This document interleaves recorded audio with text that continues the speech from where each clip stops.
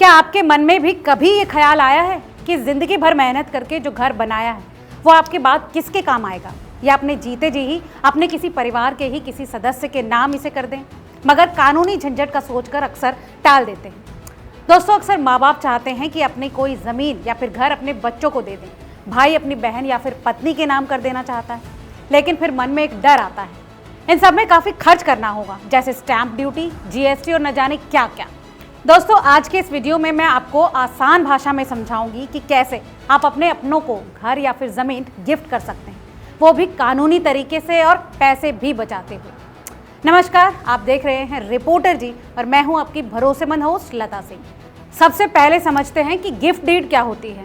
दोस्तों, इसे हिंदी में दान पत्र कहते हैं, यानी जब आप बिना कुछ लिए किसी को अपनी प्रॉपर्टी ट्रांसफ़र करते हैं, वो भी पूरे कानूनी तरीके से, तो वो गिफ्ट डीड कहलाती है। दोस्तों, ये सबसे आसान और साफ सुथरा तरीका है अपने परिवार के अंदर ही प्रॉपर्टी को ट्रांसफ़र करने का। ना कोई सेल एग्रीमेंट, ना कोई जीएसटी, बस प्यार और भरोसा। अच्छी बात यह है कि अगर ये ब्लड रिलेशन यानी खून के रिश्तों में हो रहा है, जैसे माता पिता, बच्चे, भाई बहन या फिर पति पत्नी के भी, तो ज़्यादातर राज्यों में स्टैंप ड्यूटी बहुत कम लगती है या फिर बिल्कुल माफ़ हो जाती है। हर राज्य में स्टैंप ड्यूटी के नियम अलग हैं, क्योंकि ये राज्य सरकार तय करती है। उदाहरण के तौर पर उत्तर प्रदेश में ब्लड रिलेशन में गिफ्ट डीड के लिए सिर्फ 5,000 की स्टैंप ड्यूटी है और 1% सेस लगता है। दोस्तों, पहले ये 7% हुआ करता था, लेकिन अब फैमिली ट्रांसफर को बढ़ावा देने के लिए इसे सस्ता कर दिया गया है।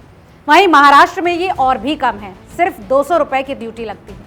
वहीं पंजाब और हरियाणा जैसे राज्यों में ब्लड रिलेटिव्स को गिफ्ट डीड पर स्टैंप ड्यूटी पूरी तरह से माफ। दिल्ली में हालांकि पुरुषों के लिए 5% और महिलाओं के लिए 3% ड्यूटी लगी, लेकिन कुछ शर्तों के साथ छूट मिल सकती है। 2025 में जम्मू कश्मीर ने नई पॉलिसी लागू की है, जिसके तहत 1 अप्रैल से फैमिली में प्रॉपर्टी गिफ्ट करने पर कोई स्टैंप ड्यूटी नहीं लगेगी। वहीं कर्नाटक में 5,000 रुपये की फिक्स स्टैंप ड्यूटी है, जबकि तमिलनाडु में 1% प्रॉपर्टी वैल्यू की ड्यूटी देनी पड़ती है। वहीं अगर आप गैर रिश्तेदार को गिफ्ट करते हैं तो ड्यूटी 2 से 7% तक हो सकती है। इसीलिए अगर प्रॉपर्टी की कीमत 5 लाख तक है तो यूपी में सिर्फ 55,000 ड्यूटी प्लस सेस में काम हो जाएगा, वरना लाखों रुपए लग सकते थे। सही जानकारी के लिए अपने राज्य के सब रजिस्ट्रार ऑफिस या फिर IGRS पोर्टल पर चेक कर सकते हैं। अब आप सोच रहे होंगे कि आखिर करना क्या होगा, तो आपको बता दें कि गिफ्ट डीड को रजिस्टर कराना कोई रॉकेट साइंस नहीं है। सबसे पहले एक वकील से गिफ्ट डीड ड्राफ्ट करवाएं, जिसमें प्रॉपर्टी की सारी डिटेल्स, देने और लेने वाले का नाम और रिश्ता साफ है। इसके बाद आधार, पैन, प्रॉपर्टी के कागजात और रिलेशनशिप प्रूफ जैसे बर्थ सर्टिफिकेट जमा करें। स्टैंप ड्यूटी का पेमेंट ऑनलाइन या फिर ऑफलाइन करें। फिर सब रजिस्ट्रार ऑफिस में अपॉइंटमेंट ले लें। वहां डोनर और डोनी यानी जो दे रहा है और जिसके नाम की जा रही है प्रॉपर्टी, और 2 गवाहों की मौजूदगी में साइन और फोटो के बाद रजिस्ट्रेशन पूरा हो जाता है।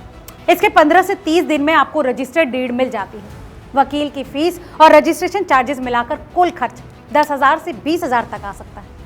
दोस्तों, खास बात यह है कि ब्लड रिलेशनशिप में गिफ्ट डीड पर टैक्स की भी ज़्यादा चिंता नहीं करनी पड़ती। खास बात यह है कि ब्लड रिलेशन में गिफ्ट डीड पर टैक्स की भी ज़्यादा चिंता नहीं।